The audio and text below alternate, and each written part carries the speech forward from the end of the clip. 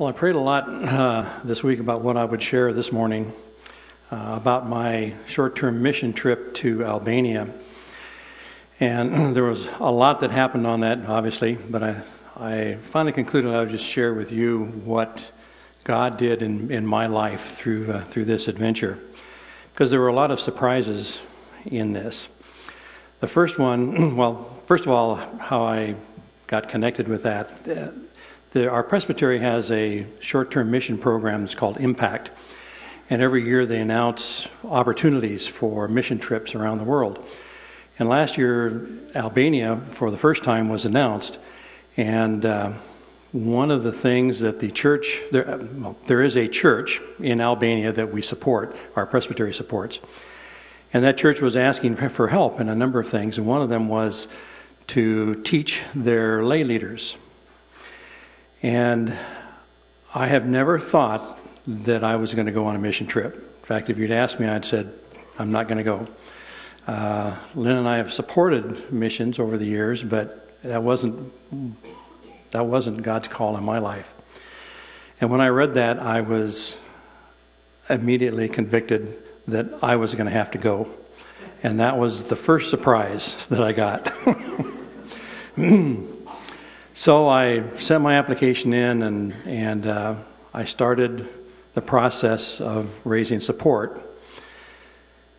I have to confess that I didn't believe that I would get the support.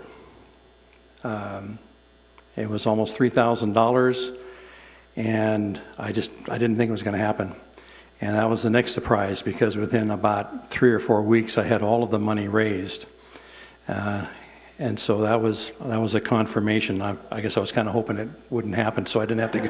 Didn't have to go.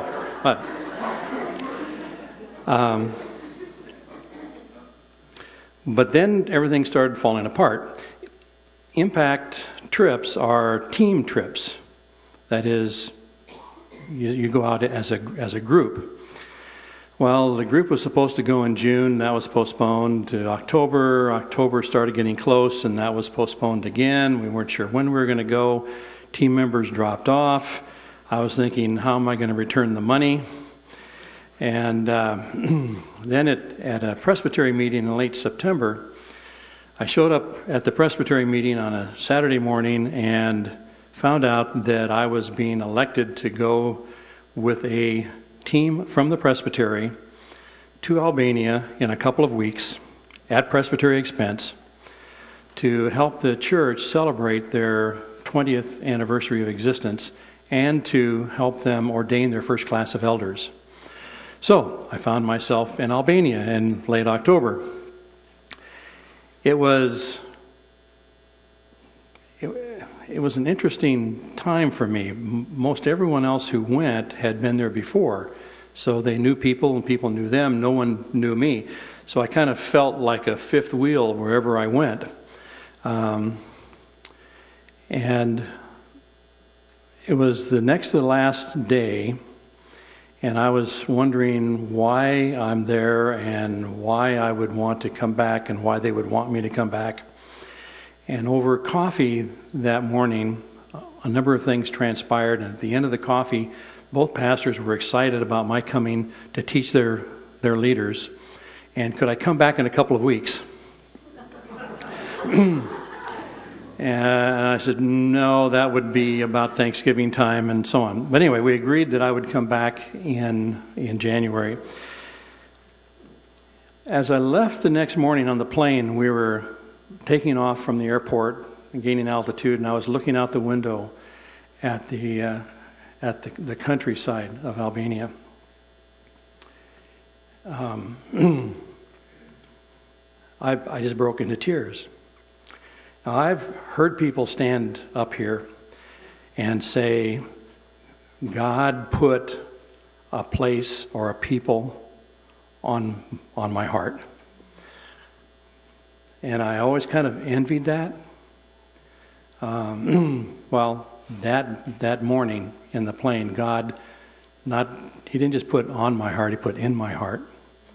Particularly the church, this small church in the capital of Albania. And I knew I wanted to return. I wanted to come back. And I did. In January, I went back. Now, I mentioned that Impact is a group effort. I went alone. I was the only one who went. I communicated a bit with the pastors, and I said, you know, what am I going to be doing? I didn't get an answer. So I said, well, I'll give you a list of things I could teach on. I gave them a long list, and I got an answer back, fine.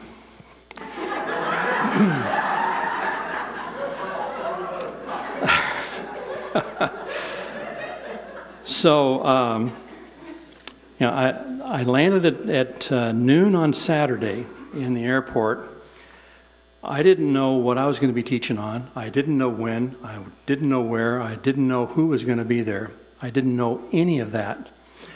Got in the car, heading into town, and the pastor gives me the schedule. 10 evenings of teaching in 14 days. And would I like to preach all 3 Sundays? Starting tomorrow. Well, I declined on the preaching the next day. I've done a fair amount of teaching over the years. I preached twice in my life prior to this. The last one 23 years before that, because I'm really not a preacher. And in all of those, I always begin with a certain level of anxiety, even as much as I've taught. This was the next surprise. I did not have a single moment of anxiety in the 2 weeks I was there. Every morning I got up, I did not know what I was going to teach that night. And I just prayed each morning, God, what do you want me to share tonight? And again, a miracle, a surprise. There was no anxiety. There was one thing that he did tell me from the beginning and confirmed it through the end, is he said, Robert, whatever you're going to teach, you have to be able to show in your life how that teaching has affected it.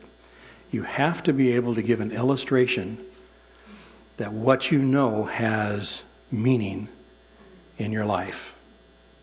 It cannot just be head knowledge. Now, I read scriptures every morning and I pray every morning, but I have to confess that until this trip, I have never lived day to day relying on God. My prayers in the morning, maybe they're like yours, are, God, I have a lot to do today. Here's some of the things. Please help me, give me strength and help me to get through it. Well, this experience has changed that for me. I've heard it said, you've heard it said, that we are in this world but not of this world.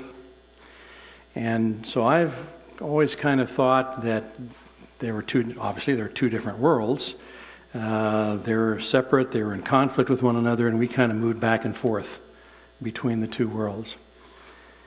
God showed me that was a wrong understanding, that His world is in this world. And so my prayer has changed from God, help me through this day, to God, lead me through this day.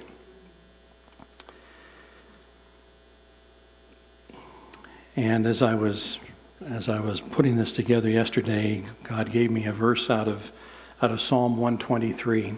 I've read it before. Obviously, I remembered it. Obviously, I didn't understand it. But here's the verse. It says, "Behold, as the eyes of servants look to the hand of their master, and as the eyes of maids look to the hands of their mistress, so our eyes look to the Lord our God." I'm trying to look each day to where God's hand is pointing for me on that day. And I want to thank all of you, many of you who supported me and made both the trip and its impact on me possible. Thank you.